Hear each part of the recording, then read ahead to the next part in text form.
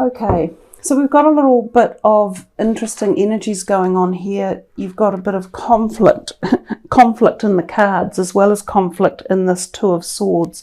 So this is the Two of Swords traditionally, and these two here, interesting cards. They're also opposition in colours. So that's where I said we've got this conflict going on. They almost feel quite separated, even though I was tempted to say they were telling a story. Perhaps they are telling a story that is hidden or tied together in a very convoluted way. The base chakra is this area of the body here, down at the spine, the bowel, the colon. If there's blockages in here, you can find pain or disassociation in that part of the body.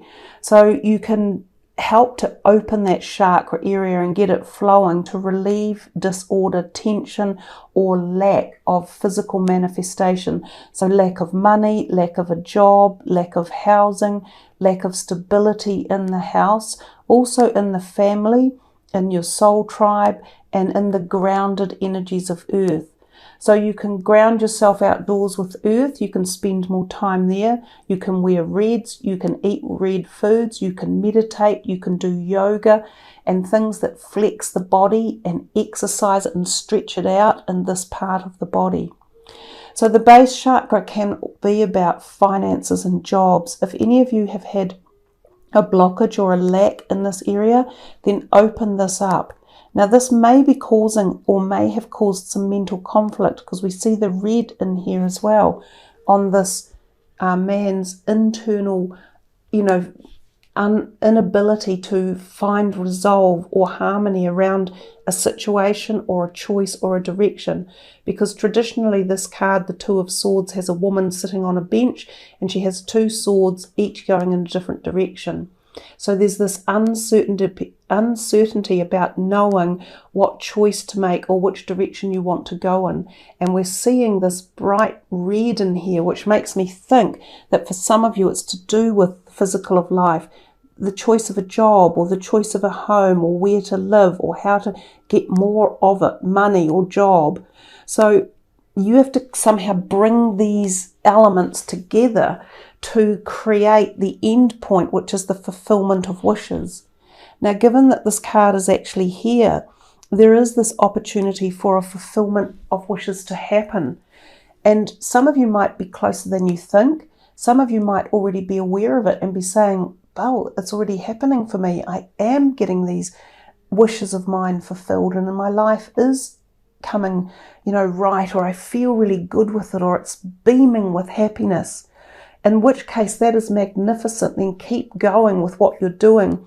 And if you have any uncertainty or lack of clarity and have some mental conflict, then come back to these at any point to open them up and to use them for helping decision making forward, even if you're already at this stage here. We see him as a scholar and or her as a scholar, and I often think this portends success around exams for those of you who are taking exams or waiting for exam results as well, or also success perhaps for having applied for a job or a promotion. This could also bode very well as a positive application or success here. Now if we come back to the throat chakra, this part of the body just below here, literally where this cuts off and through here. So this is our communication point at the throat chakra, and it's blue, so it aligns with this card quite nicely and with how closely we're associated with his throat. So for some of you, the need to speak up and be heard is a message in here. If there's something you want to say to someone, or something that you feel is important to be heard, or something that needs to be opened up to, then do so. Speak out, use your energy, use your voice, be heard, make noise, make whatever it is that you need to tell either other people or your employment or the government or the universe or anything. Tell it, speak it. Don't be afraid of the words that you are holding. Also speak positively to yourself. Uplift your vocabulary and empower it with positive manifestations and positive words and opportunities, because what we speak about ourselves or about others is what we're putting out to the universe. So the words you choose to use or even think can be liberating or debilitating, and that's really important. And in this part here, some of it is debilitating because you are either self-doubting, and you've got this mental conflict. So these are your words, your inner words, your thoughts, which are stopping a decision or an action or a direction that right about now seems to need to be taken. So some of you have a lot of choice to make. You have a direction to take. And it could be left or right, or up or down, or A or B. It could be him or her, or they or them. It could be this country or that country, this job or that job. And for some of you, you're going, I don't know. I can't make up my mind, or I don't think there's enough reason for this and not enough reason for that. So employ this chakra to be opened, the same as the base. Energize it, activate it, wear blue, meditate, think positively, activate the voice.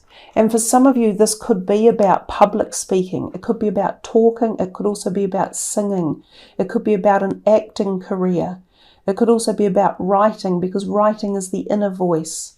So the throat chakra is very powerful for humans, because everything in life happens because of communication.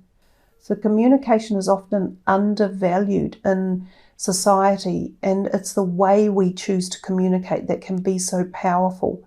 So within these cards, I see a great degree of potential power, especially when these two merge and sort of set a spark ignited, remove this conflict or indecision or procrastination, and it boom, it just sparks it up, and then it zips into here with fulfillment of wishes, and that also adds into there, which is the material world.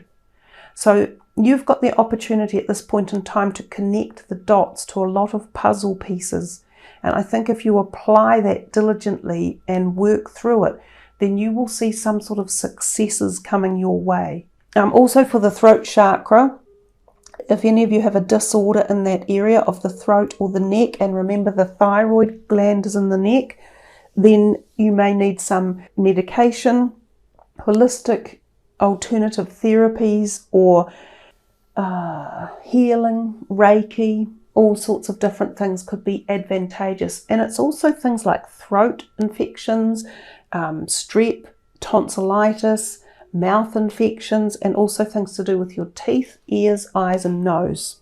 Those are the messages that came through. So I guess we'll leave them here for now, and we will use these cards.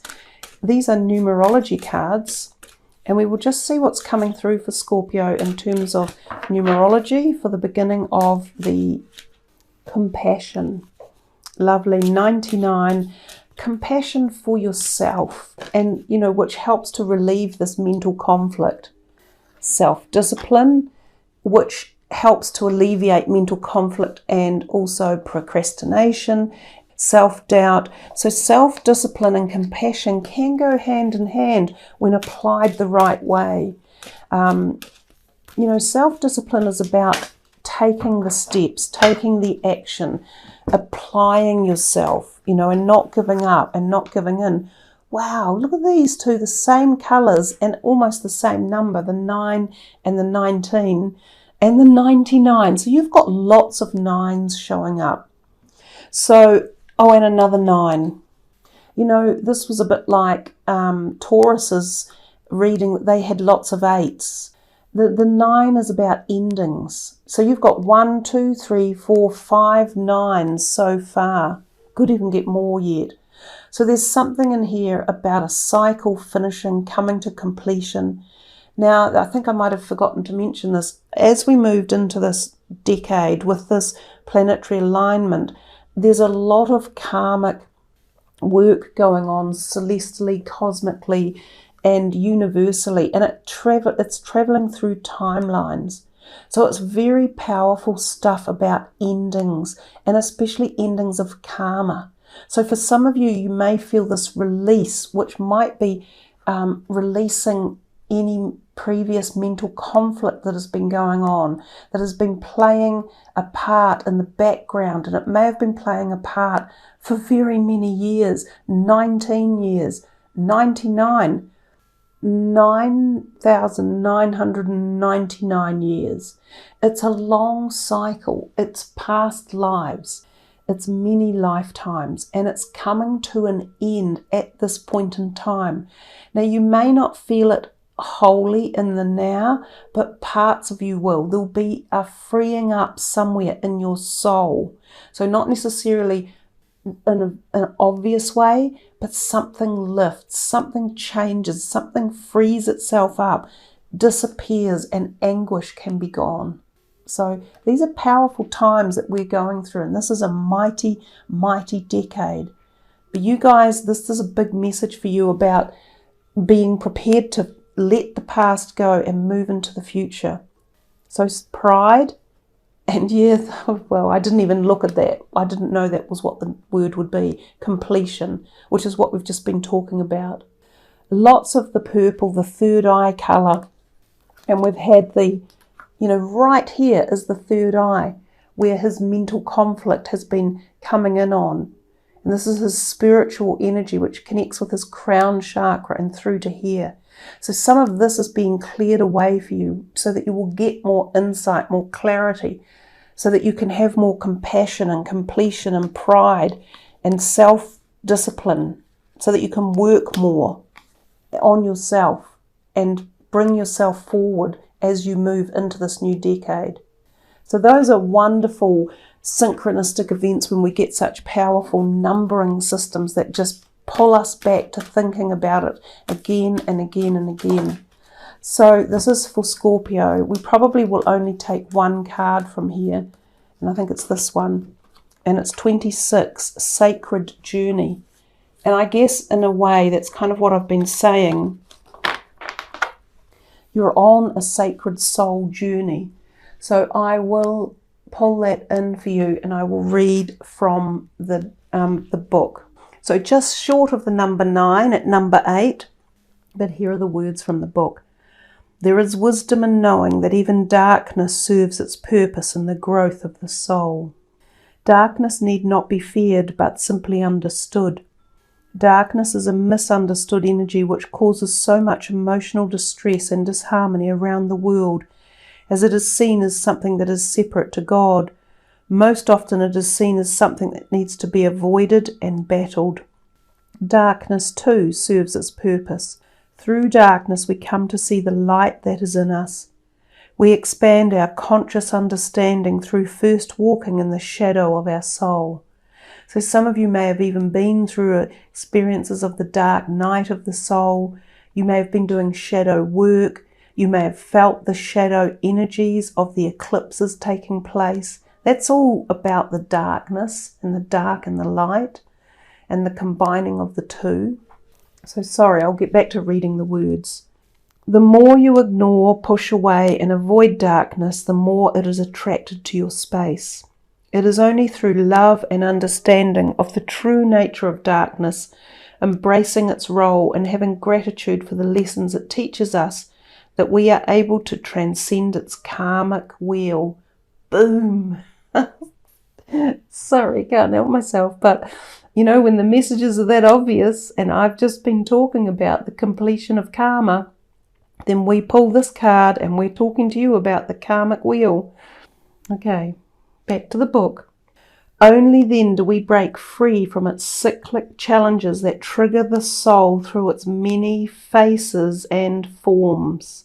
Darkness is here to help us find our way back into our heart. We are all one, good, evil, dark, light, and the many other labels mankind has used to separate this energy that is one. Do not fear the shadows within or outside you, but simply observe the dance of life that is occurring all around you. See the lessons that unfold from the dark periods in your life. Understand their meaning and purpose. When you can transcend this illusion of separateness and judgment of all that is seen as dark, you transcend the illusion of suffering. The more you walk this journey with understanding and clarity, the more at peace you are with this world. You are then ready to enter realms of higher consciousness and increased light. And the affirmation is, I am triumphant in knowing that even darkness serves its purpose in the fruition of the soul. I am triumphant in knowing that even darkness serves its purpose in the fruition of the soul. And the associated chakra is the solar plexus. So that card seemed to resonate so much with the other cards that had arrived, especially all the nines and even the mental conflict card, when it says, only then do we break free from its cyclical challenges that trigger the soul through its many faces and forms. And we'd seen that in this card, the many faces, the hidden faces, the faces of worry, of fear, of conflict, of failure, of lack, of remorse, of guilt, of shame. They're all just part of the journey of life and the evolution of our cycle and all of the magic nines that go with it. All of these powerful endings and merging into the next cycle.